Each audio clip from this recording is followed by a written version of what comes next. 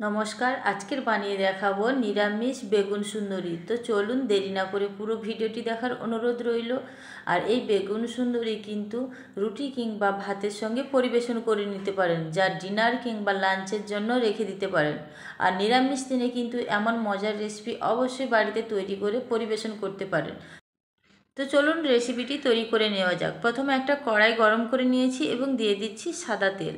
তেল গরম হয়ে গেলে আমি দিয়ে দিচ্ছি বেগুনে লবণ হলুদ মাখিয়ে রেখেছিলাম। তো এবার বেগুনগুলোকে কিন্তু লবণ হলুদ মাখানো বেগুনগুলোকে ভেজে নেব। কড়াইতে দিয়ে হাই টু লো ফ্লেমে কিন্তু বেগুনগুলোকে লাল লাল করে ভেজে নেব। উল্টে পাল্টে ভালো করে বেগুনগুলো ভেজে নিচ্ছি।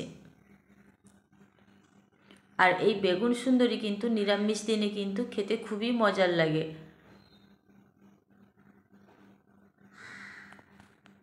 আর বেগুনের এই রেসিপি বানানোর জন্য প্রথমে কিন্তু বেগুনগুলোকে ভালো করে ভেজে নেব। তো দেখুন বেগুনগুলো এইভাবে লাল লাল করে ভেজে নিয়েছি। এবার একটা স্প্যাচুলার সাহায্যে কিন্তু তুলে নেব। বেগুন ভাজা হয়ে গেছে, তুলে নিয়েছি একটা প্লেটে। এবার বেগুন সুন্দরী রেসিপিটি তৈরি করে নেব। তার জন্য যেই কড়াইতে তেল ছিল সেই তেলের সঙ্গে অ্যাড করে দিচ্ছি 1 চামচ ঘি।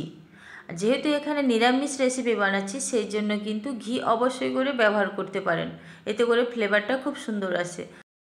তেল ও ঘি গরম হয়ে গেলে দিয়ে দিচ্ছি শুকনো উপকরণ। তার মধ্যে রেখেছি এলাচ, দারচিনি এবং শুকনো লঙ্কা। এরপরে দিয়ে দিচ্ছি আদা এবং টমেটো বাটা এবং আদা দেওয়ার পর ভালোভাবে একটা স্প্যাচুলার সাহায্যে মশলাটা কষিয়ে নেব। এবার দিয়ে দিচ্ছি পরিমাণ মতো লাল লঙ্কার গুঁড়ো এবং হলুদ গুঁড়ো এবং দিয়ে দিচ্ছি স্বাদ অনুযায়ী লবণ। সমস্ত উপকরণ ভালোভাবে একটা স্প্যাচুলার সাহায্যে কিন্তু মিশিয়ে নিতে হবে। আর মশলাটা এইভাবে কিন্তু 5 মিনিটের মতন কষিয়ে নেব। ভালোভাবে মশলাটা কষানো হয়ে গেলে এবার দিয়ে দিচ্ছি অল্প জল দিয়ে মশলাটা ভালোভাবে তৈরি করে নেব। এরপরে দিয়ে দিচ্ছি টক দই। ভালো করে টক দই কিন্তু ফেটিয়ে রেখেছিলাম। এরপরে টক দই দিয়েও ভালোভাবে নাড়াচাড়া করে নেব। এখানে কিন্তু গ্যাসের ফ্লেম একদম স্লোতে করে দিয়েছি। এরপরে দিয়ে দিচ্ছি ভেজে রাখা বেগুন দেওয়ার পর মশলার সঙ্গে কিন্তু এইভাবে ভালো করে মিশিয়ে নিতে হবে। মশলার সঙ্গে ভালো করে মেশানোর পরে আমি দিয়ে দিচ্ছি দুধ। এখানে আমি জলের পরিবর্তে দুধ ব্যবহার করে কিন্তু এই রেসিপিটি তৈরি করে নেব। দুধ দেওয়ার ফলে কিন্তু এই বেগুন সুন্দরীর টেস্ট কিন্তু দ্বিগুণ বেড়ে যায়।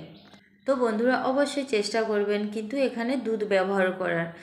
এখানে দুধের পরিবর্তেও জলও ব্যবহার করতে পারেন। তো বেগুন সুন্দরী রেডি হয়ে গেছে। এরপরে দিয়ে দিচ্ছি ধনেপাতা কুচি এবং দিয়ে দিচ্ছি স্বাদ অনুযায়ী চিনি। তো আমার বেগুন সুন্দরী কিন্তু রেডি হয়ে গেছে। এবার একটা প্লেটে পরিবেশন করে নেব। খুব সহজ পদ্ধতিতে কিন্তু নিরামিষ দিনে এই বেগুনের রেসিপি কিন্তু আপনারা তৈরি করে নিতে পারেন, যা লাঞ্চ কিংবা ডিনারে কিন্তু পরিবেশন করতে পারেন।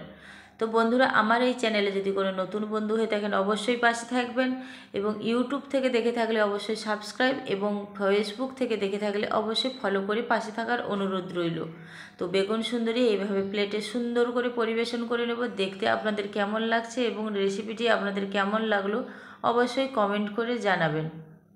বেগুন সুন্দরী প্লেটে পরিবেশন করে নেওয়ার পর আমি দিয়ে দিচ্ছি সাদা তেল ছড়িয়ে পরিবেশন করে নেব। আজকের এই পর্যন্ত। সবাই ভালো থাকবেন, সুস্থ থাকবেন। ধন্যবাদ।